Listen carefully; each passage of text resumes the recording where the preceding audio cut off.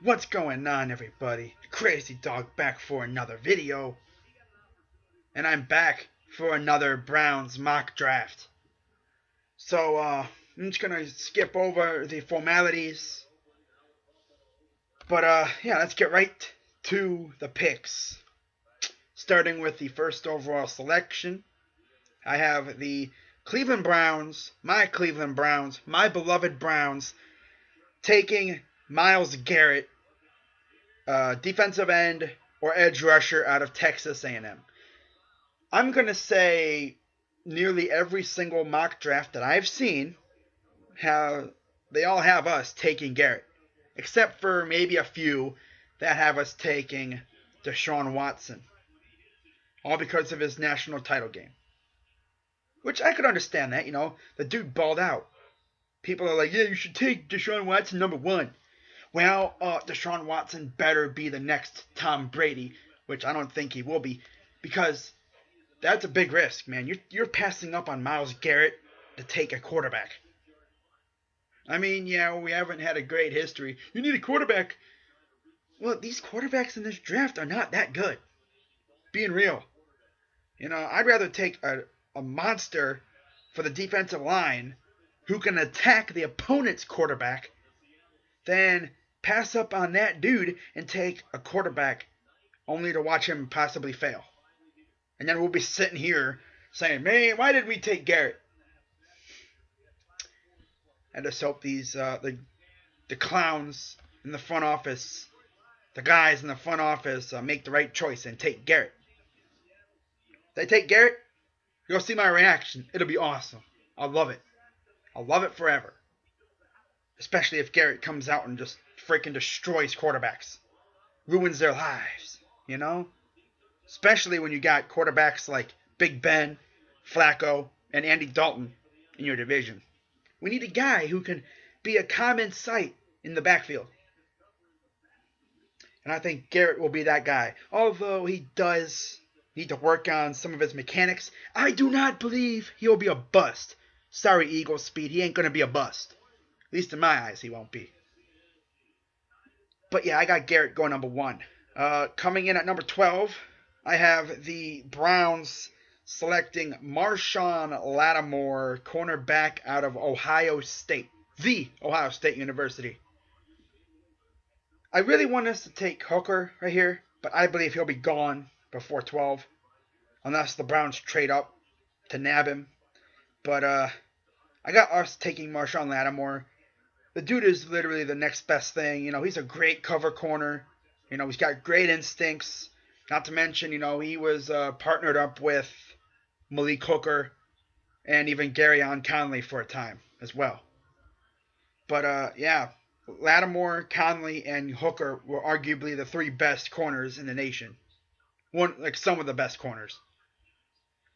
I mean, right up there with Tabor and Humphrey, even Desmond King for a while. I mean, there's some really good corners in the college football, and we had three of them. I got us taking Lattimore simply because most likely Conley could be gone, and I know Hooker will be gone.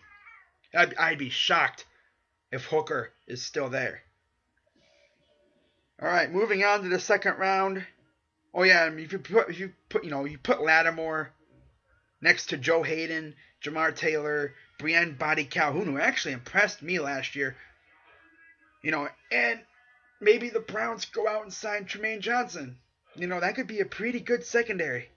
You could always move someone that you can put someone like Jamar Taylor if you really wanted at safety. Although you could also have an immense amount of depth at corner too. You can never have too many corners, especially with Greg Williams and how innovative his scheme is. I think he said he has like 42 packages. 42 packages! Some are heavy on, secondary. So you can never have too many guys for the secondary. But we'll see what happens, But I got Lattimore definitely going number 12. Unless Hooker falls. Then I'd say Hooker. For sure. But moving on, second round, 33rd pick, I have the Browns doing pretty much what they did last year and selecting a receiver. But you guys get Corey Coleman. Yeah, Corey Coleman's good, but he got hurt. He hurt his hand. Missed 6 games last year. And what's another guy who could stretch the field? What's that, How could that hurt? It would help Terrell Pryor. Another guy to draw attention, right? Draw the secondary. Pryor, Ross. Yeah, I have us taking John Ross, in case you didn't know. John Ross, Corey Coleman, and Terrell Pryor. Because I heard a rumor that Andrew Hawkins was considering retirement. He was considering it. Doesn't mean he will, but he's considering it. Terrell Pryor's been trying to, say, hey man, come back, don't retire. But well, I don't think he will. I think we have a pretty good receiving core, especially with Rashard Higgins and Ricardo Lewis. Maybe they'll see a lot of playing time next year, especially if we do get John Ross. But I honestly see John Ross as another Tyreek Hill. Minus the off the field issues. But he's fast too. He could put him at punt returner. The dude's a burner, man. We haven't had a burner since Travis Benjamin left. But yeah, we need another guy to take the top off the secondary. And I think Ross would definitely fit the bill there. Speaking of secondary, with the second pick in the second round, 52nd overall, I have the Browns selecting Adoree Jackson, cornerback out of USC. Yes, another corner. Like I said, you can never have too many guys for the secondary. You can never have too many corners.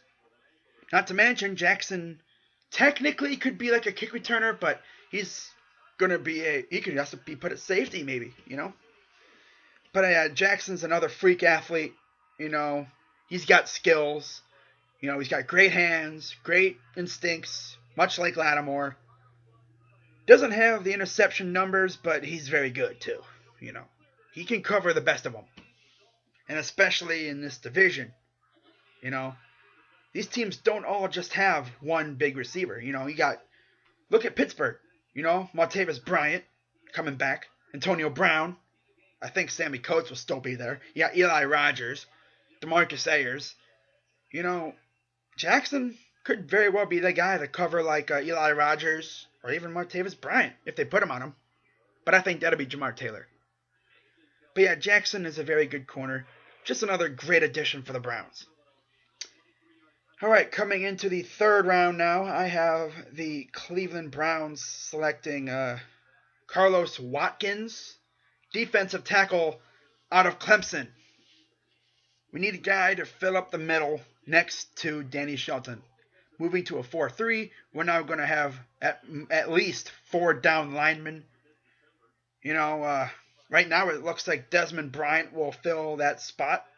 But I think if we draft a guy like Carlos Watkins, he will take the spot. And they could move Bryant over to defensive end at times.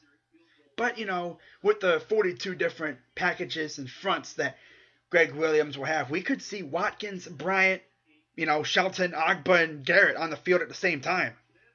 You never know with him. But Carlos Watkins is just another guy who can just tear up an offensive line. Create holes for the linebackers to get through. Draw double teams. He's just another force for the defensive line.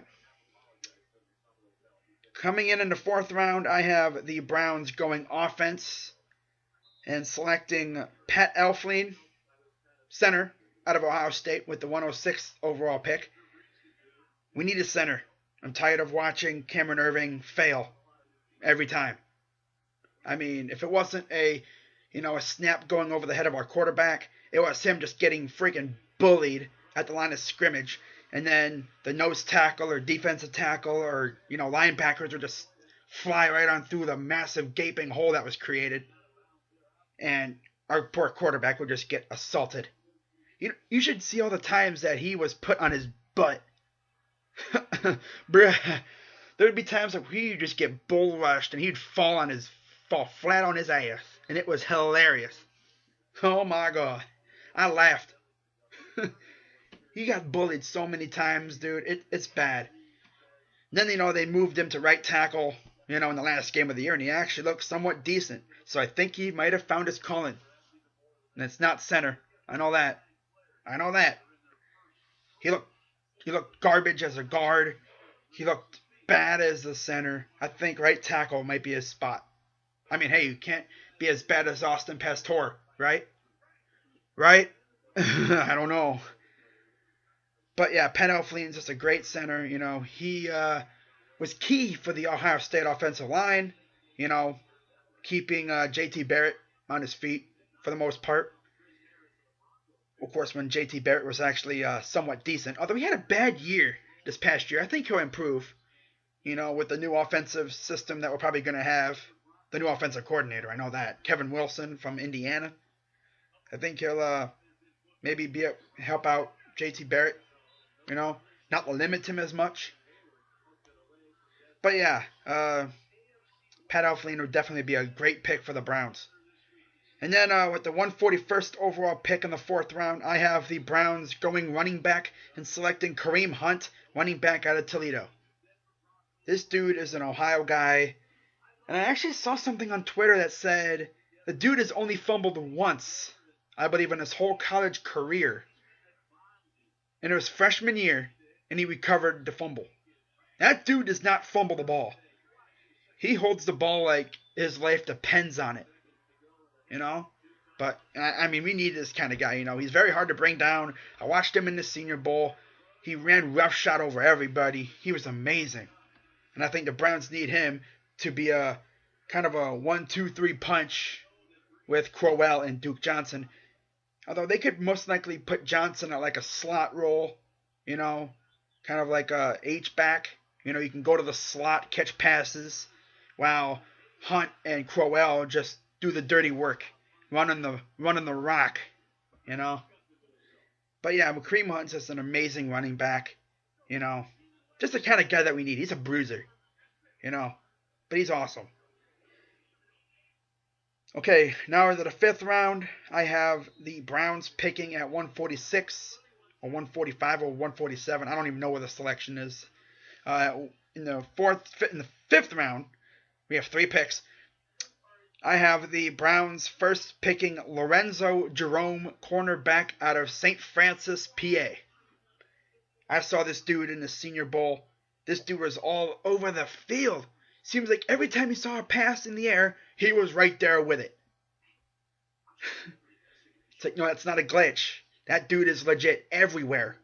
I believe he, forced a fumble, and he got, 2 interceptions? Bruh. We need someone like that. We need a ball hawk like him in our secondary. I looked him up. He had, 18 interceptions in his career at St. Francis? Bruh. We need someone like this, man. We need a ball hawk. We need a guy that whenever that ball's in the air, his instincts kick in and he'd fly into the ball. It's like a dog with a frisbee. But yeah, we need a ball hawk like Lorenzo Jerome on this team. Especially, the small school thing, that gives him a bit of a chip on his shoulder. And I think he'll use that to outperform a lot of these other corners on this team, if we do indeed draft him, because I know a lot of teams are going to have their eye on him. Now with the 176th pick, I have the Browns selecting Derek Rivers, edge rusher out of Youngstown State, another guy that was in the Senior Bowl. This dude again was all over the place. He was always in the backfield, creating havoc. This dude was making that money on the field. This dude was just making a name for himself, being a powerhouse. I think we need another guy like this, Another guy from a small school with a chip on his shoulder. He's gonna be pissed. We need him to be pissed off at these other teams for not picking him. Especially if he goes in the 5th round. But yeah, he's just another dude that is just a powerhouse on the on the front 7. I wouldn't be surprised. This draft, I think we're going to go majority defense. And hey, we need some guys who will have a chip on their shoulder. They're going to want to go out there and prove all the haters wrong.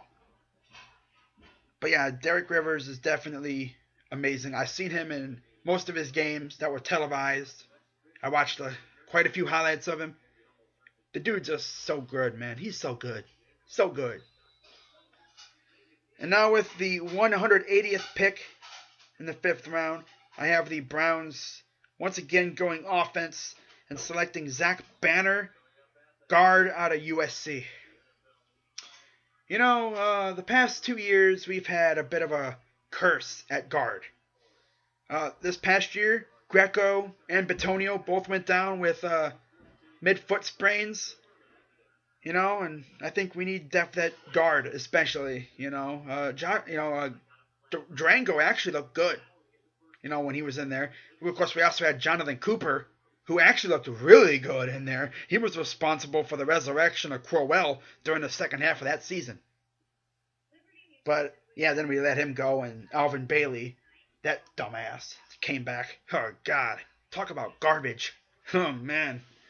But Zach Banner's a very good offensive lineman. He'd be great for this offensive line for depth. Mainly everything like in the 5th round on is merely for depth, unless you're really, really good and you start. But yeah, Zach Banner would definitely be a great addition for this team. He's a stalwart. He's good. He got great footwork. Keeps his opponent in front of him. Doesn't let him get by him too many times. Now we'd most likely put him on the right side, right guard. And then 6th round, I have the Browns with the 186th overall pick. I have the Browns selecting Ryan Glasgow, defensive lineman out of Michigan. Yep, another guy I saw at the Senior Bowl. This dude wasn't really too effective, but I think he'll just be another guy to just occupy space, draw attention, try to open holes for the linebackers, and maybe even try and get after the quarterback, Go up next to Danny Shelton. I think that'd be pretty cool, But yeah, clearly based off of this mock draft, I have the Browns going major defense.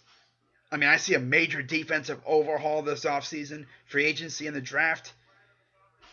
But if this actually legit happens, I'll be very, very surprised. The only picks I really see happening is the number 1 pick. That's the only pick I see as a possible, you can put a stamp on it. It's probably going to happen. If we don't get Garrett number 1, oh my God, I do not know what I'm going to do. Just be prepared, man. But, yeah, that's going to do it for this Browns mock draft. I'll have my full first round mock coming out most likely tomorrow, so be on the lookout for that. Just wanted to give a quick shout out to the Browns fans on YouTube. Ricky Tane, Browns fan 64. There's a troll out there, Typer Troll. I don't know if it's the same guy as Browns fan 64. Because lo and behold, I looked for Browns fan 64 and I couldn't find him. And there's this dude called 2018 Super Bowl champion Cleveland Browns. He's been trolling Steeler fans for a little while. There's another one, I think it's called Brown Owns Steelers or something like that. God, I guess when you're a Browns troll, your first order of business is to attack Steeler fans. And for all of you TTC legends, I got a comment on one of my videos from a certain dude by the name of Boss Dog TV. Yeah, Boss Dog TV. For all you originals out there that were here 2 years ago, before, you probably know who this dude is. Yeah, apparently, as far as from the looks of it, he made his return. So shout out to you, Boss Dog. Hopefully the Browns support us next year. They actually give us something to cheer for. I don't want to have to go through another year of doing it all on my own. because that was pretty nerve-wracking, being the lone representative for my team. I mean, that was bad. Getting just freaking... I mean, I wasn't really getting attacked. It was just very hard to trash talk for your team when your team was absolute garbage. But let's just hope they put a better product out on the field for next year, you know. But we'll see what these guys can do. You know, but yeah, that's going to do it for this video. Hope you guys enjoyed it. By the way, the 49ers hired their GM, John Lynch. Good going, Niners. Hope that works out for you guys, you know. But, yeah, it's going to do it for this video. Hope you guys enjoyed it. I'm Crazy Dog 99. Let's go Browns. Indians will be starting up soon. Getting closer and closer to tribe season. It's going to be awesome. Cavs, they're rolling right now. They just got off of a funk. They beat the Thunder again at home. You know, let's hope you know, the Cavs can get rolling here as playoffs are quickly approaching. But yeah, hope you guys enjoyed this video. I'm Crazy Dog 99, and I'm out. Go Browns.